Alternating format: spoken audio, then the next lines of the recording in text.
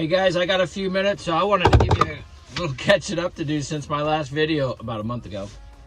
Because the last video said, you know, that Target gig I'm not going to do. And that's what I've been doing for the last 4 weeks. So it's funny. The interesting thing is I feel like deep down I'm an over-the-road guy. I like it's almost the wild, wild west considering living in the city kind of a thing. The gig I'm on now is more like almost local work, and I'm not a local work kind of guy, but the circumstances make it like I am a local guy right now because my life has changed a little bit. A couple reasons. One, I'm not gonna lie to anybody. I'm not doing I'm staying in the Southeast because of the winter. Anything I can do to avoid slipping and sliding ain't a bad idea, as long as it can pay, because there's a cost to convenience. We all know that, or should I say there's a price to convenience. But so also my wife's recovering from her knee surgery. She's doing well, and it was nice the last few weeks to be able to be home and to help drive her around, get her out of the house, because she's not been able to drive or really walk. She's been on crutches, and she's now off crutches, but she's still got the brace on. She's actually able to go in and take short trips to like the grocery store or something just to get out of the house. So the need for me to be here is not so much required. It is nice, but it's not required that I be here for that. But right now it's just been interesting because I did not think that I would enjoy this. So let me tell you, let me give you the scenario, and then you'll see what I mean, because I can make it sound really good. So this is what I'll do. I'll make it sound really good, and then you'll be like, yeah, and then I'm going to tell you the things that you might not have heard that I didn't hear. So here's the good stuff. So hey, here's a deal where you can drive. You're only going to be driving around 10 hours a day at the most, and it's not 10 hours of driving, it's 10 hours of on duty and driving. So, you know, you're going to do that. You're going to work 5 days a week, and then you're going to go home for 2 days. And you can go home every night if you want. If you have a place to park that's close to your home, you can go home every night if you want.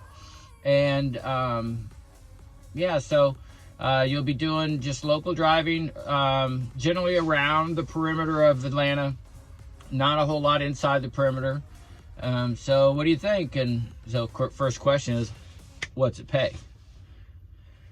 Because then you can use the pay to decide, is it worth the inconvenience? And it paid, I would say it was just a little under the OTR. So for me, I was like, well, it's not that much under. I can deal with it because of my situation. If I didn't have this situation with my wife being home, I'd probably still go ahead and try to go out OTR, even though it would be winter time. I was very interested in avoiding any of the winter traffic if I could, as long as it didn't cost me too much. So it did pay a little less, so that would be the deal breaker for a lot of people. But here's the truth. So then I told my dispatcher, you know, this is really not, I don't know, this is not, it's a little bit less than I want. So he started working on it, and I'll tell you about that in a minute. So he understood, he listened, heard, and understood that most of the drivers that do this gig are leased or owner-operator drivers that are leased or that are running their authority through ATS. They run the Southeast, and for some reason the loads are more profitable as a leased or owner-operator than they are to a company driver. I don't understand it, but just that's how it works. So I happen to be chatting along with some of the OTR and lease operators, and they're giving me their settlement on what their runs are here, and obviously it's much higher because they have much more expenses with the vehicle and insurance and blah blah blah. But when I told them what I made last year, they said for a company driver, that's pretty good. So to me, it sounds like there's not a whole lot of difference between a company driver who hustles and runs hard than a lease driver that I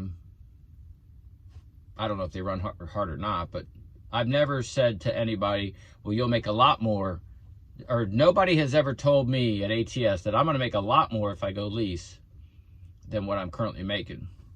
So I think it's okay for company driving. I really like my dispatch, and that's a big part of enjoying the experience of truck driving. And anybody who's been driving for a while knows that.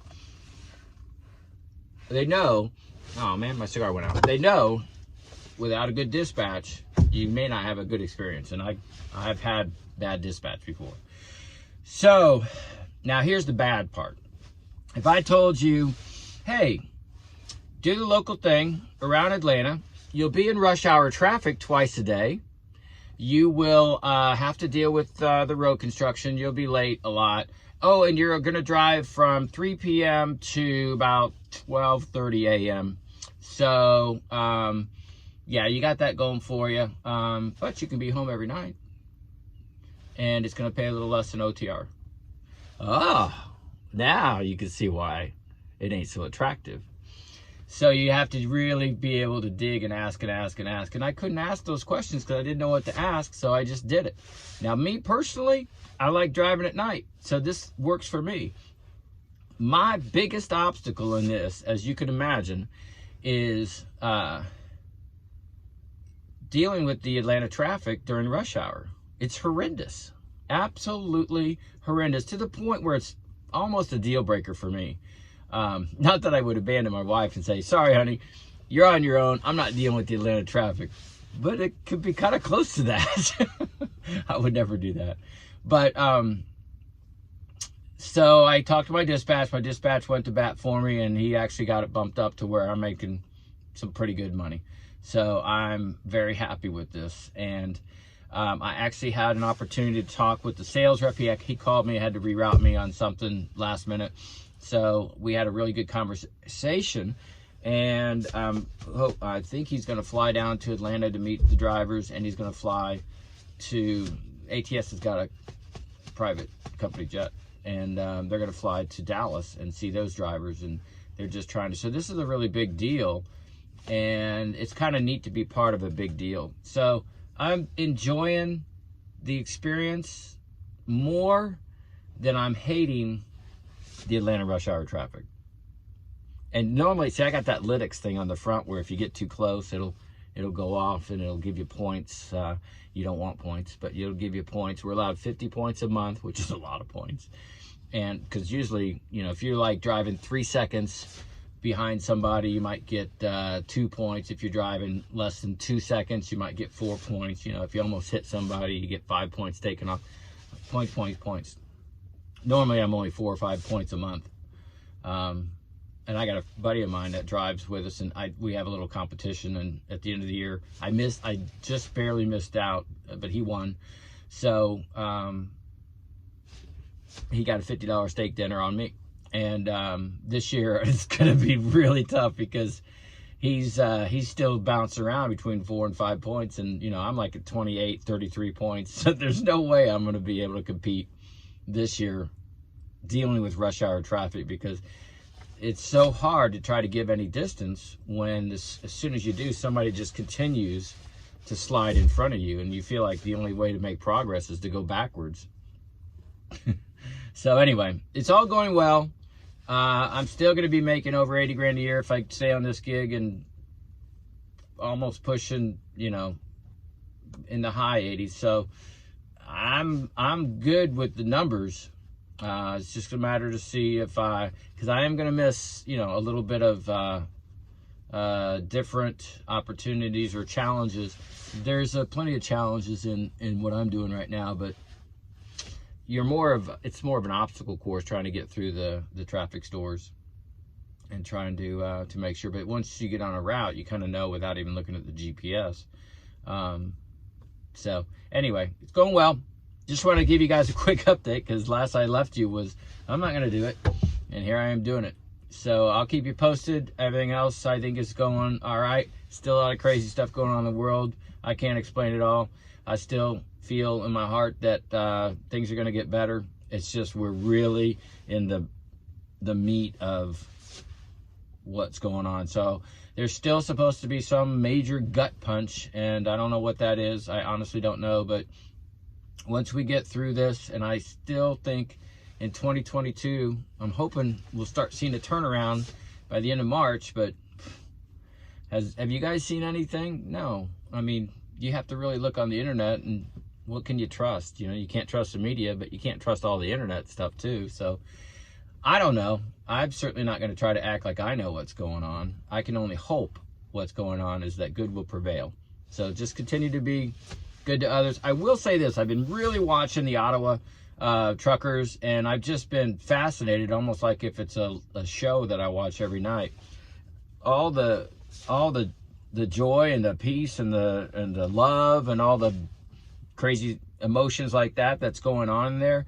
And then I get here in Atlanta, and I'm driving at night, and I'm trying to get somebody to let me over, and whether it's a four-wheeler or a truck or a semi, there's not that consideration for each other that I see here in America. Now, I do believe if there's a call to do a convoy in America, that you will see that. I don't know really how it's going to go. I don't know that it will be a different look and feel, I presume, but it will still be a feeling of patriotism. However, I really wish we could try to treat each other out here on the road. You know, we're truck drivers, you know, so it's easy to lay on the horn and flip somebody off and flash their lights. I've done it all. And yet I turn around and go, oh, you know, I shouldn't do that. But your emotions get the best of you, and it's really something I got to try to deal with every day. So I try to do the right thing. I try to be a nice driver. I'm definitely more polite than I'm receiving. I'm giving more people in my lane an opportunity to get in my lane voluntarily, as opposed to I got to fight sometimes to get in that lane. And it may not be a four-wheeler that's keeping me out. It might be one of our brothers. So it's crazy, but what are you going to do? Keep on rolling, right? All right, you guys take care. Very good to check in with you. I appreciate everybody, and you guys have a great day. God bless.